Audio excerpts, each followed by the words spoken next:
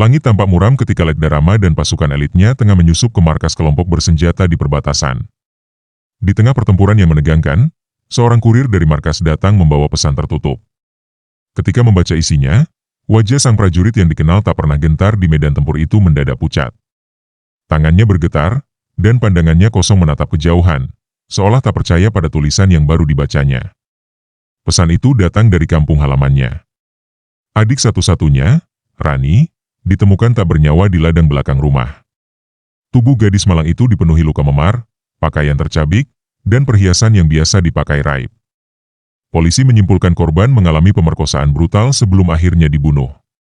Tak hanya menyayat hati, kabar tersebut merobek batin seorang kakak yang sangat menyayangi adiknya lebih dari nyawa sendiri. Rama meminta izin kepada komandan untuk pulang secepatnya, namun prosedur militer mengharuskannya menyelesaikan misi terlebih dahulu. Di balik helm tempur, hatinya bergolak hebat. Dia ingin segera melihat jenazah sang adik, memeluknya untuk terakhir kali, dan mencari tahu siapa pelaku keji di balik semua ini. Namun sebagai prajurit, ia tak bisa meninggalkan tugas negara begitu saja. Ia menahan amarah dalam diam. Selama sisa operasi, fokusnya mulai goyah. Setiap suara tembakan seperti gema ratapan sang adik yang memanggil dari alam lain. Setiap musuh yang dilumpuhkan membuatnya bertanya, kenapa bukan mereka yang mencabut nyawa Rani? Namun ia tetap menjalankan tugas dengan sempurna, menyembunyikan badai yang berkecamuk di jiwanya. Rekan satu tim tak menyadari gejolak batin yang mulai membakar tenaganya dari dalam. Setelah operasi dinyatakan selesai, Rama langsung terbang menuju rumah duka tanpa menoleh ke belakang. Di perjalanan, matanya tak mampu berkedip memikirkan wajah adik kecilnya yang selalu ceria. Ia tahu, setelah ini hidupnya tak akan pernah sama lagi. Dunia telah merenggut satu-satunya cahaya dalam hidupnya, dan ia bersumpah akan menyalakan bara dendam hingga nyawa terakhir. Perjalanan pulang bukan sekadar untuk berduka, melainkan untuk memulai perburuan panjang demi keadilan. Desa kecil tempat Rama dibesarkan diselimuti awan kesedihan. Warga berkumpul di pelataran rumah duka, menunduk dalam keheningan, menyambut kedatangan prajurit yang selama ini dibanggakan. Langkah kaki Rama berat saat mendekati keranda adiknya. Di hadapan kain putih yang menutupi wajah Rani, air matanya jatuh tanpa bisa dibendung. Ia menggenggam tangan dingin adiknya, berharap semua ini hanya mimpi buruk yang segera berakhir. Ibu mereka menangis tak henti, dipeluk oleh para tetangga yang berusaha menenangkan. Ayah mereka telah tiada sejak lama, dan kini hanya Rama satu-satunya harapan keluarga. Tangis ibunya menjadi cambuk batin yang menghantam kesadarannya sebagai seorang kakak. Ia menyalahkan diri sendiri karena tidak ada di sana saat tragedi itu terjadi. Tekadnya semakin mengeras, bukan sekadar mencari pelaku, tapi memastikan mereka membayar lebih dari cukup. Polisi menyampaikan hasil penyelidikan sementara, tidak ada saksi langsung, hanya jejak sepatu dan sidik jari samar. Bukti minim membuat proses hukum berjalan lambat. Rama menyimak dengan wajah datar, tapi dalam pikirannya, ia mencatat setiap informasi yang bisa ditelusuri. Ia tahu, jalur resmi akan memakan waktu, sementara luka yang ia rasakan tak memberi ruang untuk menunggu. Keadilan versi negara terlalu lambat untuk rasa kehilangan sedalam ini. Malam itu, setelah pemakaman usai, Rama duduk sendirian di depan rumah, menatap langit yang kosong. Wajah Rani terus menghantui pikirannya.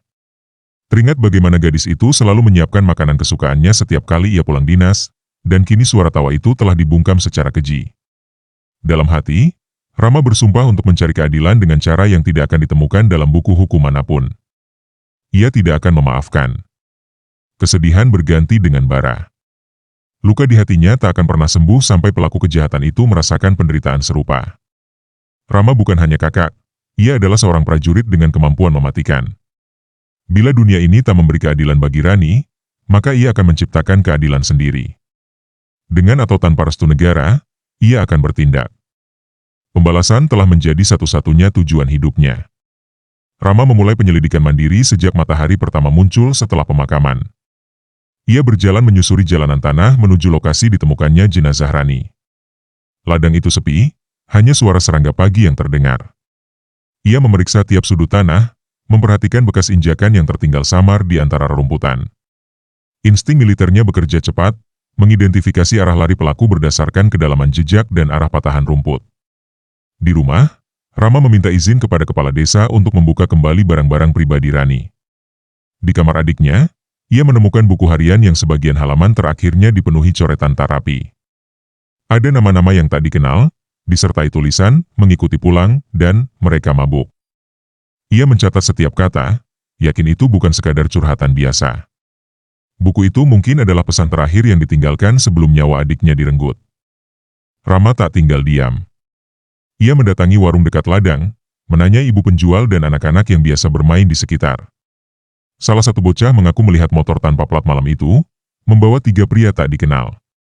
Rama menelusuri keterangan itu ke bengkel terdekat, dan dari pemilik bengkel, ia memperoleh nama yang sering terlihat dengan motor seperti itu. Digo, preman lokal dengan reputasi buruk. Nama Digo bukan nama asing. Dahulu dia pernah ditangkap karena kasus perampokan, namun dibebaskan karena kurang bukti. Rama menyelidiki lebih dalam dan menemukan bahwa Digo kini menjadi bagian dari jaringan kriminal yang menjalankan aktivitas pemerasan dan narkoba di luar kota. Hatinya mulai terbakar, terlebih ketika mengetahui bahwa Digo sering berkeliaran bebas, seolah tak tersentuh hukum. Setelah menemukan titik terang, Rama memutuskan untuk tidak melibatkan aparat setempat lebih jauh. Ia tahu, ada kemungkinan aparat telah disuap atau merasa takut dengan jaringan Digo. Rama merasa sendiri, tapi tidak gentar.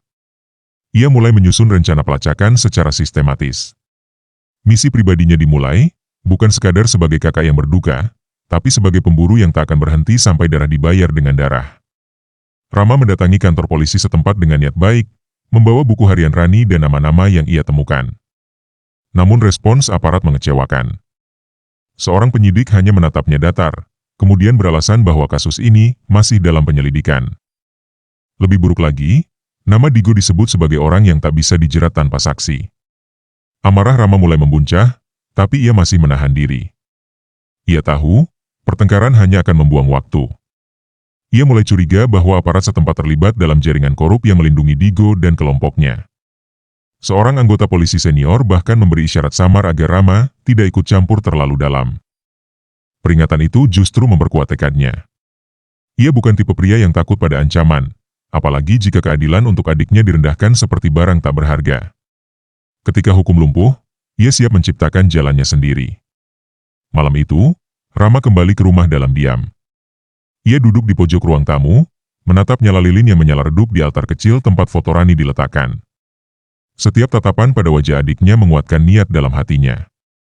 Ia bukan lagi kakak yang berduka, tapi telah menjadi algojo dalam bayang-bayang. Tak peduli seberapa besar kekuatan di balik Digo, Rama bersumpah akan meruntuhkannya satu persatu. Rama mempersiapkan diri layaknya seorang prajurit sebelum operasi militer. Ia membersihkan senjata lamanya yang masih tersimpan rapi, memoles pisau komando, dan mulai membuat peta manual dari semua lokasi yang disebutkan dalam buku harian Rani. Ia juga menghubungi rekan lamanya di satuan khusus, mencari informasi tambahan tentang aktivitas Digo dan kemungkinan tempat persembunyiannya. Langkah-langkahnya tidak terburu-buru, tapi pasti. Kini dendam bukan sekadar urusan pribadi. Rama melihat ketidakadilan yang sudah berlangsung lama di desanya, yang didiamkan oleh banyak orang karena takut. Ia tidak akan menjadi seperti mereka. Ia telah bersumpah dalam hati, bahwa siapapun yang terlibat dalam kejahatan terhadap Rani baik pelaku utama, pelindung, maupun penonton akan mendapatkan ganjarannya. Hukum mungkin bisa dibeli, tapi tidak dengan rasa kehilangan seorang prajurit yang kehilangan segalanya. Rama mulai menjalankan pergerakannya diam-diam. Ia tak ingin membangunkan sarang lebah sebelum waktunya. Setiap malam ia menyusuri ganggang sempit, memperhatikan rumah-rumah yang dicurigai sebagai tempat persembunyian kelompok Digo. Ia menyamar sebagai warga biasa, berbicara dengan tukang parkir, pemulung, bahkan sopir angkot untuk mengumpulkan potongan-potongan informasi kecil. Semakin banyak ia dengar, semakin jelas bahwa Digo bukan sekadar preman lokal, melainkan bagian dari lingkaran gelap yang lebih luas. Salah satu titik terang muncul ketika Rama menemukan rumah kontrakan kecil di pinggiran kota yang dijadikan tempat nongkrong kelompok Digo. Ia mengamati dari kejauhan selama 2 malam berturut-turut. Tiap malam, beberapa pria bertubuh kekar masuk membawa minuman keras dan keluar dini hari dalam keadaan mabuk. Dalam salah satu pengamatan, Rama melihat pria bertato di leher yang sesuai dengan deskripsi bocah saksi mata. Wajah pria itu menampilkan kesombongan yang menusuk hati Rama seperti pisau berkarat. Rama tidak bertindak gegabah. Ia menyusun strategi secara detail, menggambar denah kontrakan, menghitung jumlah orang di dalam, mencatat jam-jam keluar masuk mereka. Ia juga menyusuri jalur pelarian yang mungkin digunakan jika situasi memburuk. Pengalaman bertahun-tahun sebagai anggota pasukan khusus menjadikan setiap langkahnya terukur. Ia tahu, satu kesalahan kecil bisa menggagalkan seluruh misi balas dendam ini. Malam ketiga, Rama menyusup lebih dekat, cukup untuk mendengar percakapan mereka. Ia mendengar candaan kotor soal gadis manis dari desa, dan tawa yang meledak seperti peluru. Matanya menyipit, tubuhnya menegang. Ia mengenali suara Digo, kasar dan berat, menyebut nama Rani tanpa rasa bersalah. Seketika jantung Rama berdetak lebih cepat, seolah ingin meloncat keluar dari dadanya. Tapi ia tetap bertahan di balik bayang-bayang, menunggu waktu yang tepat untuk menghukum mereka semua.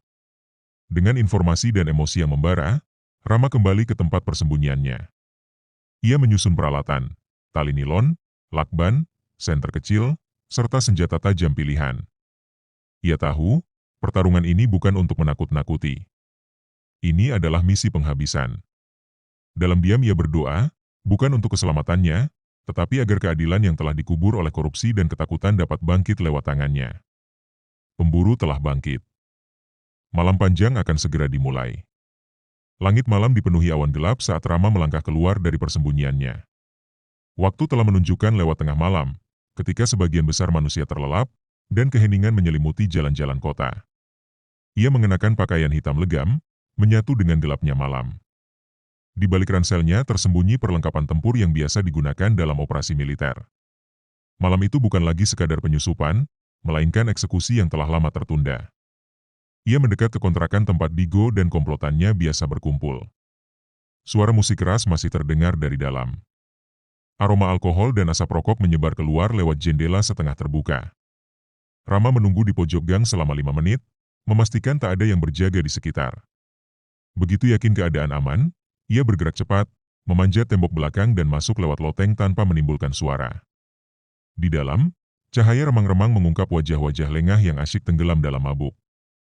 Rama turun perlahan, mengambil posisi di belakang pintu dapur. Ia menghitung 5 orang, termasuk Digo, yang duduk di tengah sambil tertawa keras. Satu demi satu, ia bergerak tanpa suara. Tali nilon melingkar di leher pria pertama yang sedang buang air kecil. Dengan cekatan ia menyeret tubuh tak bernyawa itu ke gudang belakang. Pria kedua dilumpuhkan dengan pukulan keras ke tengkuk, disusul lakban yang membungkam mulut dan ikatan ketat di tangan dan kaki. Dua sisanya, tak sempat bereaksi, dihantam hingga tak sadarkan diri. Digo tersadar saat dentingan botol pecah menggema, namun gerakannya terlambat. Sebelum ia sempat berdiri, Rama menekannya ke lantai, menghantamkan gagang pisau ke rahang Digo hingga giginya berserakan. Digo meronta, tapi kekuatan Rama seperti baja dingin. Dengan satu hentakan, ia membalikkan tubuh Digo dan mengikatnya di kursi. Mata mereka bertemu. Untuk pertama kalinya, Digo melihat kematian dari jarak yang begitu dekat, dan ia sadar ini bukan musuh biasa. Ini adalah kakak dari gadis yang ia rampas hidupnya. Dalam ruang tamu yang kini dipenuhi aroma darah dan ketakutan, Rama berdiri tegak, wajahnya dingin tak berperasaan. Satu persatu, para pelaku dibangunkan, diikat, dan dihadapkan pada Digo. Ia ingin mereka menyaksikan pemimpin mereka menerima hukuman terlebih dahulu. Tidak ada teriakan minta ampun. Tidak ada belas kasihan. Malam itu, keadilan tidak datang dalam bentuk palu sidang melainkan tangan seorang prajurit yang telah kehilangan segalanya. Digo mengerang pelan saat kesadarannya kembali. Kepalanya berdenyut hebat, darah menetes dari pelipis yang retak. Di sekelilingnya, 4 anak buahnya duduk terikat, mulut mereka dibungkam dengan lakban. Matanya melebar saat melihat sosok gelap berdiri di depannya, tatapan mata tajam yang tak mungkin ia lupakan. Rama membuka topengnya perlahan, menampakkan wajah penuh luka batin yang membara. "Kau ingat Rani?" Suaranya datar namun menusuk seperti belati ke dalam hati. Digo mencoba menyangkal, tapi tendangan keras di dadanya membuatnya terbatuk darah. Rama mendekat, meletakkan foto Rani yang telah lusuh di wajahnya. "Dia adikku," katanya, suaranya menahan amarah yang nyaris meledak. "Dan kalian merenggutnya seperti binatang." Digo tergagap, mencoba berkilah bahwa semua itu adalah kecelakaan. Tapi air mata ketakutan mulai mengalir dari matanya saat Rama menekan silet tajam ke bagian dalam pahanya. Dalam tekanan sakit yang menyayat, Digo akhirnya bicara. Ia mengaku bahwa malam itu mereka mengikuti Rani yang pulang sendiri dari warung. Ia dipaksa naik motor, dibawa ke ladang, lalu diperkosa secara bergiliran. Setelah itu, mereka panik dan membunuhnya agar tak melapor. Barang-barangnya diambil dan dijual ke seorang penadah bernama Bau di kota. Pengakuan itu membuat tubuh Rama bergetar, bukan karena lemah, tapi karena kemarahan yang menyesakkan dada. Anak buah Digo yang lain mulai meronta. Rama mencabut lakban salah satu dari mereka, memaksanya bicara. Pemuda itu, dengan suara gemetar, membenarkan semua yang dikatakan Digo. Ia bahkan menyebutkan bahwa salah satu aparat turut membantu mereka menutupi kasus ini, sebagai imbalan atas jatah diam. Nama yang disebut bukan nama asing bagi Rama, ia adalah polisi yang dulu memperingatkannya untuk tidak ikut campur. Kini semuanya menjadi terang. Rama tahu, dendamnya belum selesai. Malam itu hanya permulaan. Ia akan memburu setiap orang yang terlibat, hingga yang paling berkuasa sekalipun. Setelah memastikan mereka semua takkan pernah bisa menyakiti siapapun lagi, ia menghilang ke dalam gelap, meninggalkan kontrakan penuh luka dan air mata. Sementara Digo dan anak buahnya tergeletak dalam derita, Rama melangkah keluar sebagai prajurit yang telah melewati batas, demi kebenaran yang tak pernah ditegakkan. Langkah Rama membawa tubuhnya keluar kota, menuju rumah seorang penadah barang curian bernama Bau, yang disebut dalam pengakuan Digo. Namun dalam perjalanan, pikirannya terus dipenuhi satu nama, polisi yang ikut menutupi kejahatan ini. Pria berseragam yang dulu memperingatkannya dengan tatapan dingin ternyata bukan hanya pengecut, tetapi bagian dari lingkaran setan yang mengubur keadilan bagi Rani. Rasa muak tumbuh dalam dirinya, melebihi amarah terhadap para pelaku awal. Pengkhianatan oleh mereka yang seharusnya melindungi hukum lebih menusuk daripada perbuatan penjahat jalanan. Rama kembali ke kota dengan identitas baru. Ia menyamar sebagai teknisi jaringan, masuk lingkungan tempat tinggal sang polisi yang disebut bernama Aibtu Darwan. Dari pengamatan selama 2 hari, Rama mengetahui bahwa pria itu hidup mewah, memiliki kendaraan mewah, dan sering keluar malam bersama kelompok tertentu yang mencurigakan. Tidak ada yang tahu latar kekayaannya, tapi banyak warga menduga ia terlibat aktivitas ilegal. Rama tidak butuh bukti hukum, karena ia hanya mencari kebenaran yang dikubur. Pada malam ketiga, Rama menyusup ke rumah Aibtu Darwan. Dengan keterampilan pasukan khusus, ia membongkar sistem keamanan rumah itu tanpa suara. Di ruang kerja Darwan, ia menemukan berkas-berkas tersembunyi, daftar transaksi gelap, foto-foto pemerasan, dan satu map berwarna merah dengan tulisan tangan Rani di pojoknya. Mata Rama berkaca-kaca saat melihat bukti bahwa Darwan memegang laporan pengaduan Rani yang dulu hilang misterius. Laporan itu tak pernah diproses, melainkan dijual kepada pelaku kejahatan agar bisa menghilangkan jejak. Ketika Darwan pulang malam itu, ia terkejut mendapati ruang kerjanya gelap. Begitu pintu dibuka, Rama muncul dari bayangan, menodongkan senjata ke arah wajahnya. Darwan membeku. "Sudah lama kau bermain kotor, Pak Polisi," ujar Rama dengan suara pelan tapi menekan. Ia menyeret Darwan ke dalam ruangan, memaksanya membaca laporan Rani yang ia sembunyikan sendiri. Tak ada lagi dalih atau pembelaan. Darwan tahu permainan kotor hidupnya sudah tamat. Namun Rama tidak membunuhnya di tempat. Ia punya rencana lebih besar, menghancurkan sistem yang membusuk dari dalam. Rama mengambil salinan dokumen, lalu mengikat Darwan di kursi dan menyebar jejak yang mengarah pada keterlibatannya dengan Digo. Ia ingin publik tahu bahwa tak hanya preman yang layak dihukum, tapi juga para pelindung berseragam yang mengkhianati keadilan. Dengan satu pesan misterius yang dikirim ke media lokal, Rama membuka tabir kebusukan yang selama ini tersembunyi. Kini, perang belum berakhir. Tapi medan tempurnya bergeser bukan lagi lorong gelap kontrakan, melainkan ruang-ruang kekuasaan yang selama ini dianggap tak tersentuh. Langit pagi masih suram ketika Rama kembali menghidupkan motornya, mengarah ke sebuah kawasan industri tua di pinggiran kota. Di sanalah nama Bau disebut-sebut beroperasi sebagai penadah barang curian. Tempat itu dulunya gudang logistik, kini berubah menjadi markas gelap yang hanya dikunjungi oleh orang-orang tanpa nurani. Rama sudah menyelidiki lokasi itu selama 2 hari, mencatat jam-jam aktif buy, siapa saja anak buahnya, dan bagaimana barang-barang haram disalurkan melalui jalur bawah tanah. Penyamaran Rama kali ini lebih ekstrim. Ia tampil sebagai kriminal jalanan dengan luka palsu di wajah dan identitas palsu sebagai Reza, pengedar kecil dari kota seberang. Lewat koneksi dari orang bayaran di terminal, ia berhasil memperoleh akses untuk menemui Bai. Suasana dalam markas itu suram bau minyak, debu, dan ketakutan bercampur jadi satu. Bau sendiri adalah pria tambun dengan suara parau, duduk di balik meja tua dengan puluhan kamera memantau sudut-sudut ruangan. Ia menyambut Rama dengan tatapan curiga. Pertemuan berlangsung dalam ketegangan. Bau menanyakan banyak hal, mulai dari asal barang hingga jaringan. Rama menjawab dengan tenang, memperlihatkan barang elektronik curian sebagai umpan.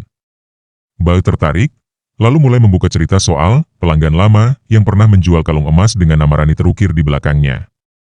Rama menyadari itulah kalung adiknya yang hilang malam itu. Denyut jantungnya berdebar, tapi wajahnya tetap tenang. Ia mencatat segala detail dalam pikirannya. Setelah cukup informasi terkumpul, Rama membuat rencana untuk melumpuhkan seluruh operasi Bao tanpa jejak. Malam harinya, ia menyusup kembali ke gudang dengan perlengkapan sabotase. Ia mematikan listrik, mengunci semua pintu dari luar, lalu mengaktifkan alat pembakar otomatis yang ia bawa. Ledakan kecil mengguncang bagian belakang gedung, menciptakan kekacauan.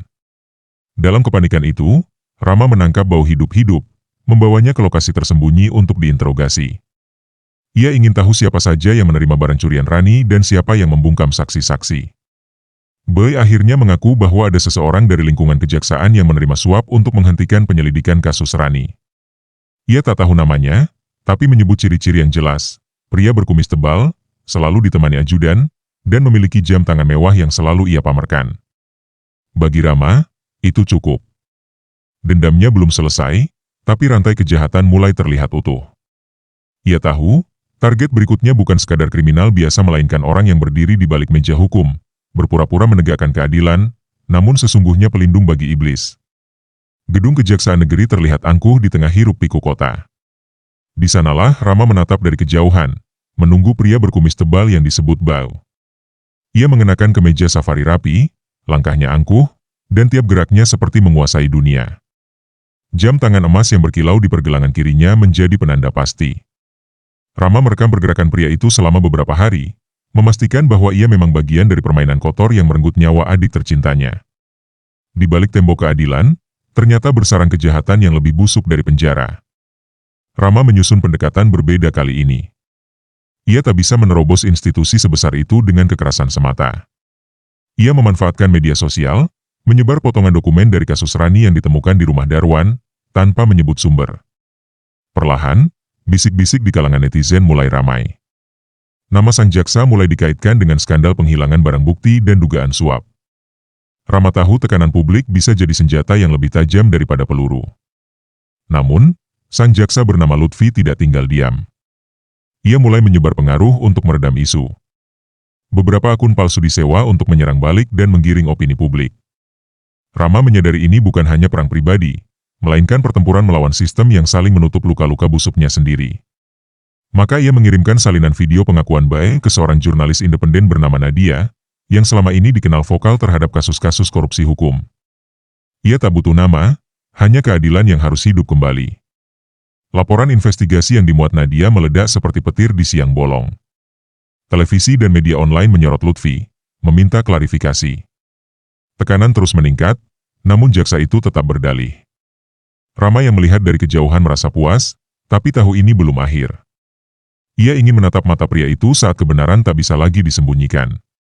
Maka ia menyusun jebakan terakhir, menyamar sebagai pengacara muda dan mengatur pertemuan pribadi dengan Lutfi untuk negosiasi rahasia terkait berkas lama yang hendak dibuka kembali. Di ruangan gelap sebuah restoran mewah, mereka bertemu. Lutfi tak menyadari bahwa orang di depannya adalah kakak dari gadis yang ia hianati. Rama meletakkan satu map di atas meja, lalu menyodorkan selembar foto Rani yang tertawa dalam kenangan. Saat Lutfi menyentuh foto itu, Rama menatap matanya tajam dan berkata, "Kau tahu siapa dia? Dan kau tahu dosa apa yang telah kau tutupi?" Untuk pertama kalinya, wajah Lutfi pucat. Dalam hitungan detik, ia sadar bahwa yang duduk di hadapannya bukan sekadar pengacara melainkan malaikat pembalas dendam yang datang membawa murka. Setelah pertemuan itu, Lutfi panik. Wajahnya tak lagi menyimpan kesombongan, melainkan ketakutan yang dalam. Ia sadar bayangan masa lalunya yang kelam telah kembali menghantui.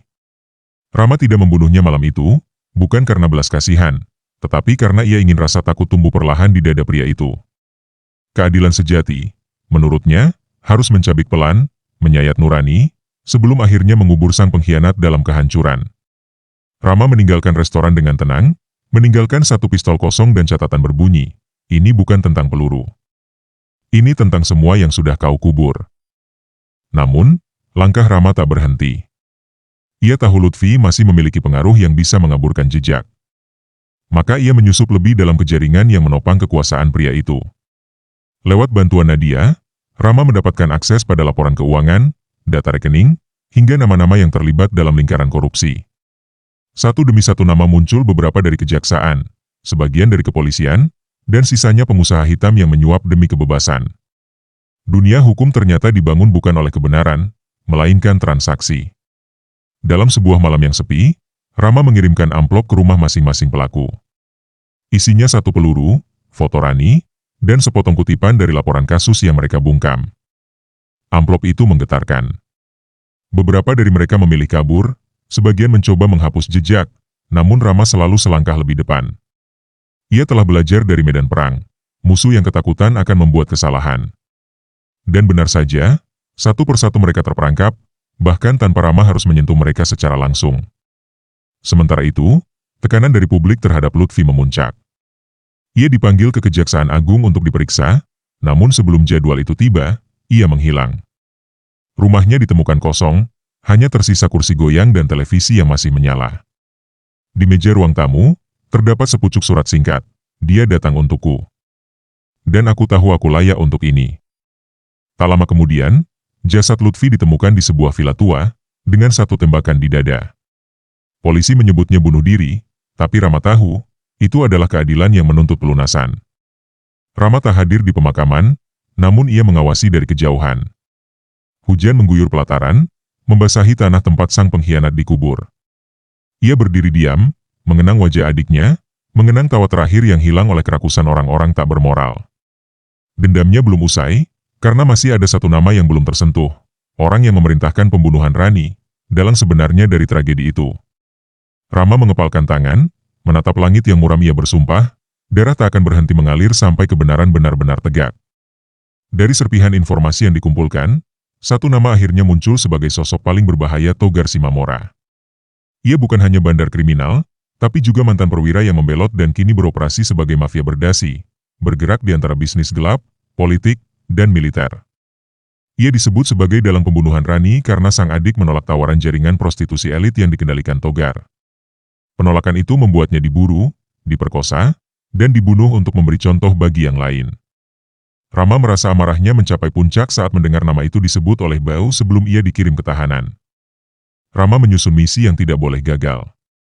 Ia tahu targetnya ini bukan kriminal biasa. Togar dijaga ketat, tinggal di sebuah villa terpencil yang dikelilingi senjata otomatis, kamera pengintai, dan puluhan pengawal bayaran. Namun sebagai anggota pasukan khusus, Rama telah dilatih untuk menghadapi hal-hal semacam ini. Ia mulai dengan mempelajari pola keluar masuk kendaraan, jadwal patroli, dan kelemahan sistem keamanan. Semuanya dipetakan rapi, hingga setiap detik dalam serangan nanti tak boleh meleset. Malam penyerbuan pun tiba. Rama datang bukan dengan rompi tempur atau senjata berat, melainkan dengan senapan laras panjang senyap dan pisau komando yang menjadi warisan satuan. Ia menyusup dari jurang belakang, menonaktifkan sensor gerak dengan alat sederhana, dan menghabisi penjaga satu persatu dalam senyap. Tidak ada suara. Tidak ada ampun. Ia seperti bayangan datang, menyayat, lalu menghilang. Hingga akhirnya hanya tersisa satu target yang belum tersentuh, Togar Simamora. Di dalam ruang kerja mewah berisi lukisan mahal dan cerutu Havana, Togar tengah menikmati whisky. Ia tak menyangka kematiannya sudah menunggu di balik pintu. Ketika Rama menerobos masuk, pria itu sempat meraih pistol, namun kalah cepat. Rama menodongkan senapan ke kepalanya, lalu melemparkan foto Rani ke meja kaca. "Kenal wajah ini?" tanya Rama dengan dingin. Togar tertawa sinis, menyebutnya hanya perempuan keras kepala yang salah tempat. Kata-kata itu membuat Rama melepaskan tembakan bukan ke kepala, melainkan ke lutut. Togar berteriak, roboh, dan baru menyadari ia tidak akan dibunuh dengan cepat. Rama mengikat Togar, lalu membawanya keluar menuju kendaraan curian yang sudah diparkir di hutan belakang. Tujuannya bukan polisi, bukan media, melainkan tempat khusus bunker militer kosong yang dulu digunakan untuk latihan penyiksaan. Di sanalah Togar akan mengenal rasa sakit yang sebenarnya. Rama bukan hanya ingin membalas, ia ingin setiap jeritan Togar menjadi doa untuk arwah Rani. Dalam gelap dan kesepian, keadilan sedang disajikan dalam bentuk paling purba yang hanya dipahami oleh mereka yang pernah kehilangan segalanya. Di kedalaman hutan, tersembunyi bunker peninggalan zaman konflik yang telah lama ditinggalkan. Tidak ada sinyal, tidak ada suara manusia, hanya angin yang menggerus dinding beton tua. Di sanalah Rama menyekap Togar Simamora, bukan untuk sekadar membalas, tapi untuk membuatnya mengalami rasa putus asa yang tak berujung. Selama berhari-hari, ia dibiarkan hidup dalam gelap, hanya diberi air dan serpihan roti basi. Setiap langkah Rama yang mendekat membuat jantung Togar berdebar, tidak tahu apakah yang datang adalah siksaan berikutnya atau ajal itu sendiri. Rama tak pernah mengucapkan sepatah kata selama proses itu. Ia membiarkan Togar terjebak dalam ketidakpastian, dikelilingi suara tetesan air dan gema jeritannya sendiri. Namun saat malam ke-6 tiba, Rama membawa sesuatu yang berbeda rekaman suara Rani. Ia memutar potongan percakapan terakhir adiknya dari ponsel yang ditemukan di lokasi pembunuhan. Suara lembut Rani yang ketakutan bergema di ruangan pengap itu, memukul batin Togar jauh lebih keras daripada pukulan fisik manapun. Mata Togar mulai memerah. Ia yang dulu angkuh dan tak tersentuh kini mulai menangis, menjerit minta maaf, bahkan memohon untuk dibunuh saja. Tapi Rama tidak bergeming. Ia tahu penderitaan baru saja dimulai. Di hadapan Togar, Rama mengeluarkan semua bukti keterlibatan sang mafia dalam jaringan korupsi, perdagangan manusia, dan pembunuhan. Semua dokumen telah disalin dan dikirimkan ke pihak-pihak netral jurnalis, LSM, dan bahkan organisasi internasional. Rama tidak hanya ingin membunuh tubuhnya, tapi juga menghancurkan namanya di dunia luar. Namun tak semua pihak senang dengan tindakan Rama. Dalam senyap, jaringan sisa anak buah Togar mulai bergerak. Mereka menyuap beberapa aparat, berusaha menemukan keberadaan sang bos. Rama yang menyadari kemungkinan ini, mulai mempercepat rencananya. Ia membuat rekaman video pengakuan Togar yang menyebutkan semua keterlibatannya dalam berbagai kejahatan. Dalam keadaan setengah sadar, Togar mengakui segalanya satu demi satu dosa itu terungkap, direkam, dan dikirimkan keluar dengan sistem pengiriman otomatis melalui drone mini. Setelah video itu viral, negara diguncang. Nama Togar Shimamura berubah dari pebisnis sukses menjadi wajah kejahatan nasional. Demonstrasi pecah, tekanan kepada penegak hukum meningkat. Tapi Rama tidak peduli lagi pada reaksi luar. Bagi dia, keadilan telah ditegakkan, meskipun caranya tak diakui oleh hukum negara. Ia meninggalkan bunker pada dini hari, membiarkan Togar hidup dalam kesendirian, tenggelam dalam ketakutan, penyesalan, dan kesakitan. Penjara itu bukan terbuat dari jeruji besi, tapi dari dosa-dosa yang takkan pernah bisa ditebus. Setelah aksi penjebakan dan pengakuan Togar tersebar luas, Rama seharusnya merasa puas. Namun, sebuah lubang besar masih menganga di hatinya. Di balik semua pengkhianatan dan pembunuhan, ternyata ada satu nama yang tidak pernah ia duga atasan langsungnya di pasukan, Kolonel Wiratma. Pria yang selama ini ia anggap sebagai mentor dan panutan, ternyata memiliki koneksi gelap dengan jaringan kriminal Togar. Ia bukan hanya tahu soal pembunuhan Rani, tapi juga menyetujuinya secara diam-diam demi keuntungan pribadi.